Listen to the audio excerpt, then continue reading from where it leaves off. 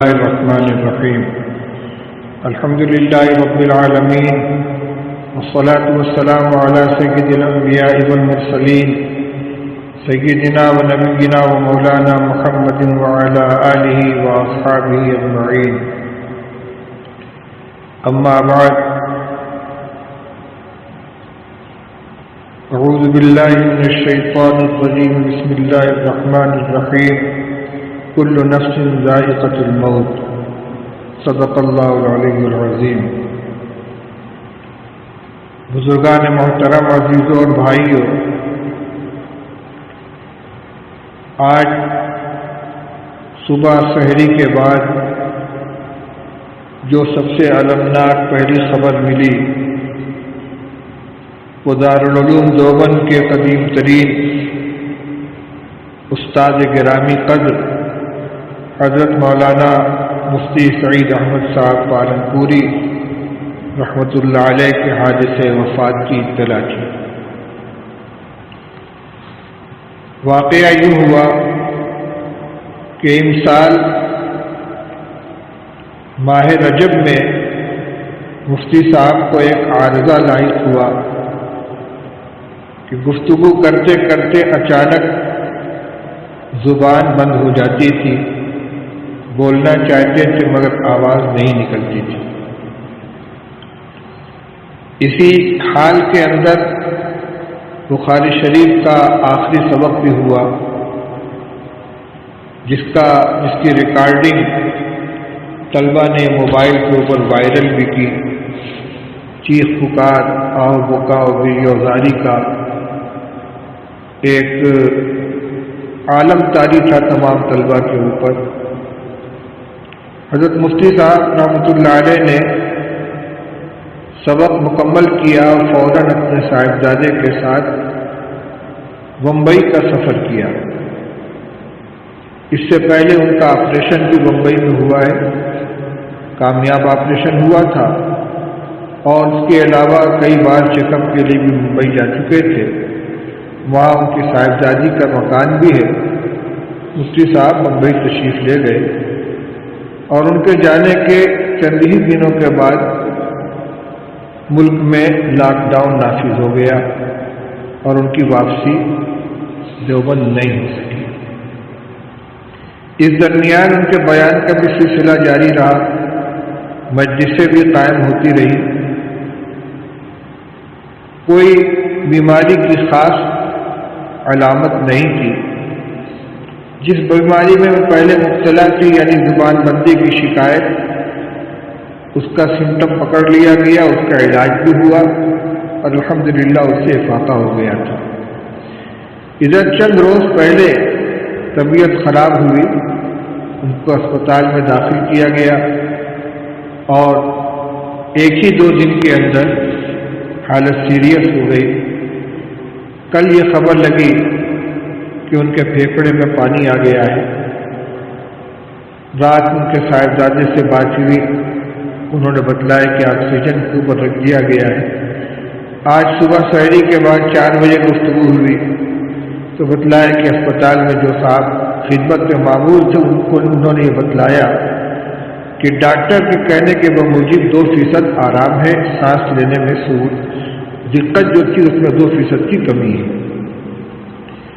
تھوڑی دیر بعد تھوڑا سا آرام کر کے میں اٹھا، 7:30 بجے مولانا محمود صاحب راجستانی رکن شورا دارالعلوم دیوبند کا فون آیا کہ حضرت مولانا مفتی سعید احمد صاحب کے انتقال کی خبر موبائل پہ چل رہی ہے، ذرا تحقیق کیجیے۔ میں نے موبائل اٹھایا تو واقعی اس میں خبر تھی۔ بمبئی سے رابطہ کیا گیا، معلوم ہوا کہ 6:30 بجے حضرت مفتی صاحب کا انتقال ہو گیا۔ اسی وجہ سے آج معمول کے مطابق روزانہ کا درس حدیث بھی ریکارڈ نہیں ہو سکا۔ مفتی سعید احمد صاحب رحمۃ اللہ علیہ دارالعلوم دیوبند کے بہت قدیم اساتذہ میں سے ہیں۔ سن 1393 94 95 یہ ان کے ابتدائی تقرر اور پھر استقلال کا سال ہے۔ اس طرح دیکھا جائے تو تقریباً 48 سال کی مدت ان کو دارالعلوم کے اندر مدرسی کی حیثیت سے ان کی مدت گزری ہے، اور ابتدائی مدرس سے ترقی کرتے کرتے آخر وہ دارالعلوم دیوبند کے آخری 12 سال میں صدر المدرسین اور شیخ الحدیث کے منصب پر فائز رہے۔ بخاری شریف کا درس ان کا ایک نمایاں درس تھا۔ عام طور پر مدارس میں حدیث کی کتابیں اور خاص طور سے بخاری شریف کی درس کا یہ طریقہ رہتا ہے کہ ابتدائی مہینوں میں تفصیل زیادہ ہوتی ہے اور آخر میں جب کتاب ختم کرنے کا نمبر آتا ہے تو روایتاً کتاب پوری کرا دی جاتی ہے، لیکن حضرت مفتی سعید صاحب رحمۃ اللہ علیہ کا جو طریقہ درس تھا وہ مکمل پورے سال ایک جیسا تھا، مختصر تشریح کے ساتھ پوری کتاب پڑھاتے تھے۔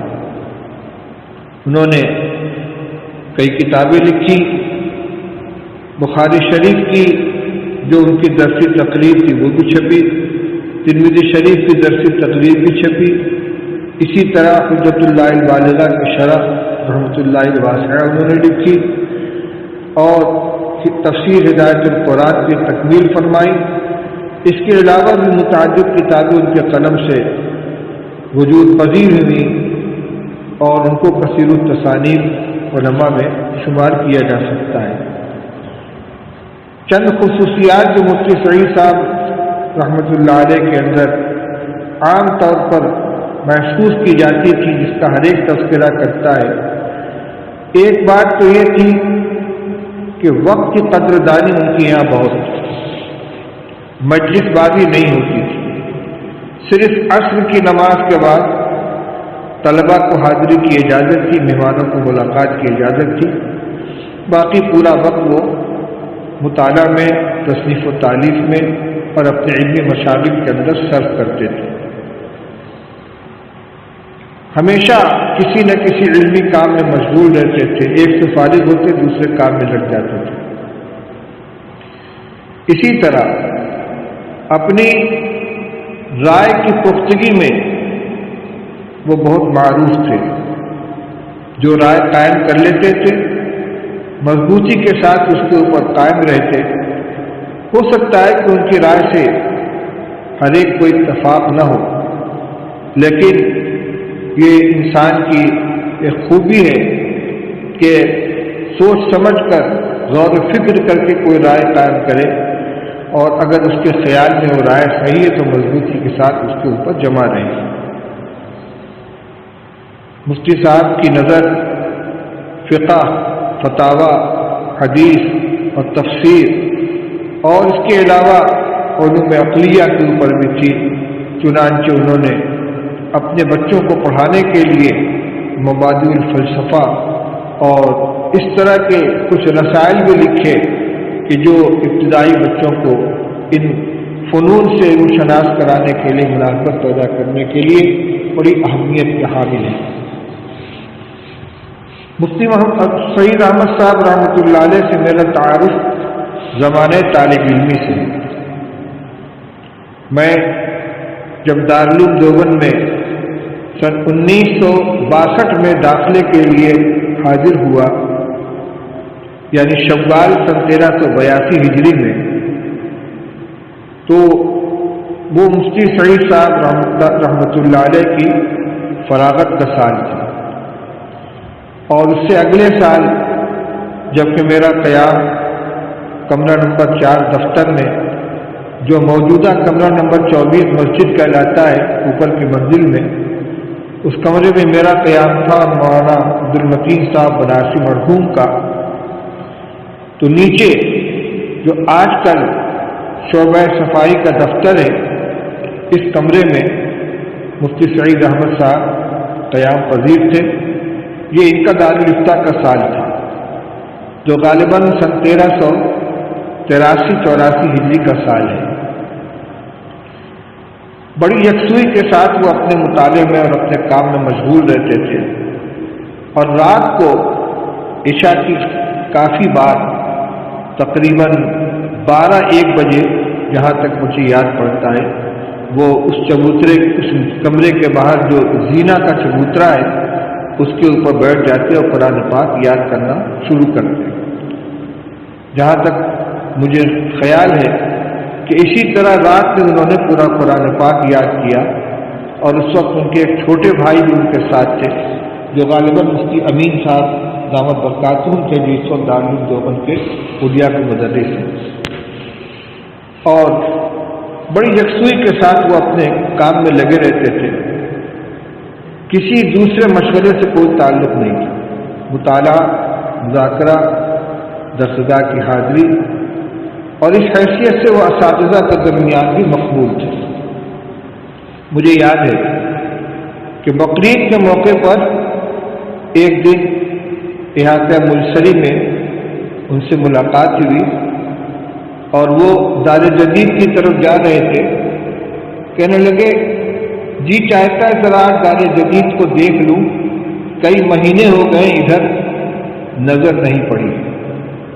دارالعلوم کے اندر رہتے ہوئے صرف بیچ میں ایک عمارت ہے نودرے کی دارالحدیث کی، ان کا قیام صدر دروازے کے قریب تھا. پڑھنے کے لیے دارالفتا میں جاتے تھے جو مسجد کے مشرقی جانب ہے. نماز مسجد قدیم میں پڑھتے تھے. مطبخ بھی اسی ایریا میں ہے، اس لیے دار جدید کی طرف جانے کی ضرورت نہیں پیش آتی تھی. اس لیے اتنی لمبی مدت ہو گئی لیکن ادھر جانے کی نوبت نہیں آئی. یہ ابتدائی تعارف کا مفتی صاحب کے ساتھ اور پھر وہ جہاں بھی رہے ان کے ساتھ شناسائی رہی تا آ کے وہ سن 1395 میں دارالعلوم دیوبند کے اندر مدرس ہونے کی حیثیت سے آ گئے. اور میرا بھی حضرت مفتی محمود صاحب نور اللہ برکتہ کے یہاں آنا جانا رہتا تھا. دیگر اساتذہ سے بھی ملاقات ہوتی تھی، مفتی سعید صاحب سے بھی ملاقات ہوتی رہتی تھی. پھر سن 1992 میں جب دارالعلوم دیوبند کی مجلس شورا کی رکنیت ملی تو اس کے بعد سے مفتی صاحب سے اور قریبی تعارف ہوا. سن غالباً آج سے تقریباً 12 سال پہلے جب حضرت مولانا نصیر احمد خان صاحب رحمۃ اللہ علیہ نے پیرانہ سالی کی وجہ سے بخاری شریف پڑھانے سے معذرت کر لی تو حضرت مولانا مرغوب الرحمان صاحب نور اللہ مرقدہ جو ایک جہاں دیدہ تجربے کار اور بڑے سنجیدہ اور باوقار محتمم تھے جنہوں نے 30 سال تک اس مسند کو زینت بخشی، بڑی کامیابی کے ساتھ اہتمام کو نبھایا. انہوں نے مفتی سعید احمد صاحب کو بلا کر بخاری شریف کی تدریس ان کے حوالے کی اور اتفاق سے اس وقت میں اسی جگہ موجود تھا. کسی ضرورت سے حضرت محتمم صاحب نے مشورہ کرنے کے لیے مجھ کو بنارس سے بلوایا تھا اور مفتی منظور احمد صاحب کانپوری رحمۃ اللہ علیہ کو بھی بلوایا تھا. مفتی صاحب تو دہلی تک پہنچے، دیوبند نہیں آ سکے، لیکن میں حضرت محتمم صاحب کی خدمت میں حاضر تھا. میری موجودگی میں انہوں نے مفتی سعید احمد صاحب کو بلوایا اور ان سے کہا کہ مولانا نصیر احمد خان صاحب نے بخاری شریف پڑھنے سے معذرت کر دی ہے، بخاری شریف کا سبق آپ کو پڑھانا ہے. پھر اس کے بعد کی شورا میں باقاعدہ اس کو منظوری حاصل ہو گئی اور اس وقت سے مفتی سعید احمد صاحب دارالعلوم دیوبند کے صدر المدرسین رہے. یہ ان کا آئینی عہدہ تھا اور ان کا سارا مشغلہ درس و تدریس، تصنیف و تعلیف اور مطالعہ اور کتب بینی کے ساتھ وابستہ رہا. اسفار نہیں کرتے تھے. ہاں تعلیم کا وقت مکمل ہو جاتا، اسباب پورے ہو جاتے تو فوراً سفر میں نکل جاتے. عموماً امریکہ یا یورپ کے کسی ملک میں ان کا پورا رمضان گزرتا تھا.